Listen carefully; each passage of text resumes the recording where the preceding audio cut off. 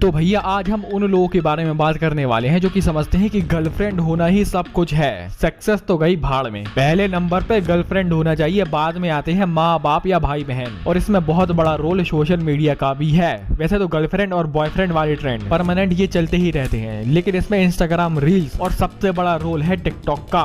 खैर टिकटॉक तो अब चला गया है, लेकिन वही टिकटॉक का ट्रेंड आ गया है इंस्टाग्राम रील्स पर। और ये छोटी छोटी 15 मिनट की वीडियो, 30 सेकंड की वीडियो, इन्होंने क्या किया है कि आग में घी डालने का काम किया है। और ये बताया ऐसा जाता है कि भाई तुम सिंगल हो, तुम जीने के लायक नहीं हो, तुम्हें जीने का कोई अधिकार नहीं है, तुम मर जाओ। और ये 17, 18, 19, 20, 21, 22 इस उम्र में लड़कों को भागना चाहिए सक्सेस की ओर, लेकिन हो उल्टा रहा है। सक्सेस को छोड़कर भाग रहे हैं लड़कियों की ओर। और ये भाई लोलू झोलू लोगों को, या दूसरी भाषा में बोल ले की वैसे मैं कुछ और बोलने वाला था। तो हाँ, अगर तुम इनको हीरो मान चुके हैं तो भैया बहुत बढ़िया। और आपको भी पता है कि आपकी जिंदगी का ग्राफ कहाँ जा रहा है, इसमें आपसे बेहतर इसको कोई नहीं जानता।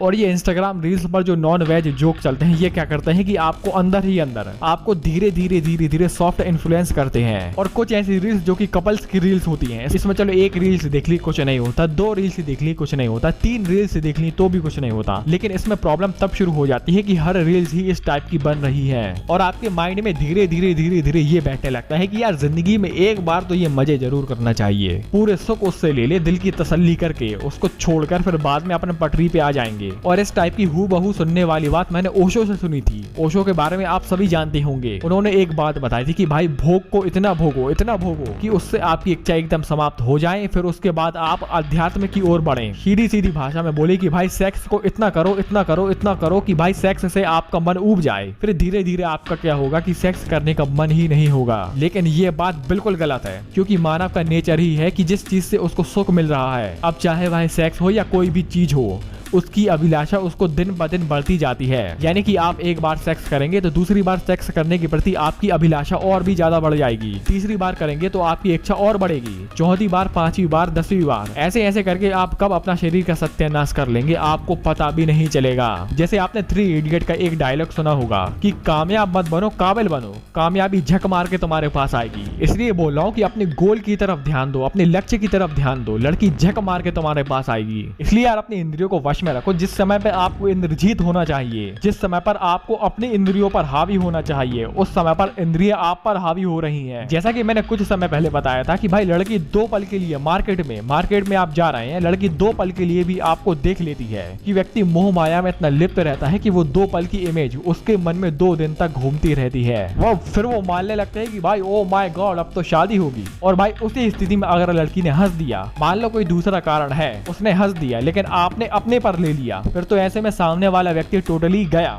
देखो भाई, मुस्कुराना हर लड़की की अदा है, जो उसको प्यार समझे वो गधा है। और ये गर्लफ्रेंड बॉयफ्रेंड वाला जो रिलेशन है, ये तब तक रहेगा जब तक आपको सामने वाले से सुख मिल रहा है। हमारे शास्त्रों में ऐसा कहा गया है कि प्राणी किसके पीछे भागता है? प्राणी भागता है सुख के पीछे। और ये रियलिटी है कि जानवर से लेकर इंसान तक कौन ऐसा प्राणी है कि जो सुख नहीं चाहता? या आपने कभी ऐसा कोई प्राणी देखा होगा कि जो भाई बोलता है कि भाई मुझे दुख चाहिए, मुझे दुख चाहिए? सभी बोलते हैं कि मुझे सुख चाहिए, मुझे अच्छे से रहना है, मुझे सुख पूर्वक रहना है। और यार ये अपने आप से कंप्लेन करना बंद कर दो कि आज के समय में ब्रह्मचर्य पालन करना नामुमकिन है। आज के समय में अपने आप को संयमित रखना इम्पॉसिबल है। नहीं तो ऐसे कंप्लेन तो श्री कृष्ण भी कर सकते थे कि मैं कारावास में पैदा हुआ, जिस समय लोग खेलते कूदते हैं उस समय मुझ पर कई जानलेवा हमले हुए, मेरा मामा ही मेरा सबसे बड़ा दुश्मन निकला। जरासंध के कहर के कारण और अपनी प्रजा हित के लिए मुझे अपना जन्म स्थान छोड़कर जाना पड़ा, और इसलिए मुझे रण छोड़ भी जाना जाता है। और ऐसे तो कंप्लेन भी स्वामी दयानंद सरस्वती भी कर सकते थे, जिनकी मृत्यु अनिश्चित थी। मृत्यु कब उनको गले लगा ले इसका कोई पता नहीं। चलो ये तो रही पहले की बात, लेकिन आज का ही एग्जाम्पल ले ले, जैसे कि स्वामी रामदेव, जिन्होंने वेद शास्त्र और उपनिषद का अध्ययन किया,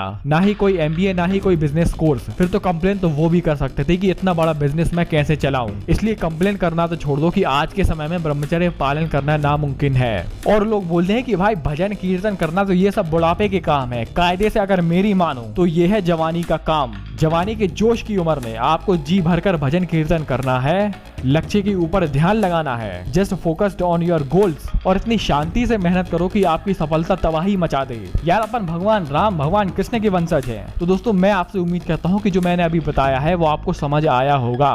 आज के लिए सिर्फ इतना ही, धन्यवाद।